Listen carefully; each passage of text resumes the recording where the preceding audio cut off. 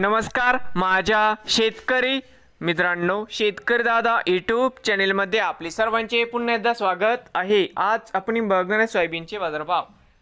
धाराशिव जिल्ह्यातील इडशी येथील आजचे सोयाबीन बाजारभाव म्हणजे दिनांक 29 मे 2025। सर्व शेतकऱ्यांनी हा व्हिडिओ संपूर्णपणे बघा, कुठे स्किप करता। तर मित्रांनो, आजचे चालू खरेदी सोयाबीन बाजारभाव। मित्रांनो, या ठिकाणी तुम्हाला सोयाबीनचे पेमेंट लगेच पाहिजे असेल, इडशीमध्ये आज सोयाबीनला 4340 रुपये क्विंटल।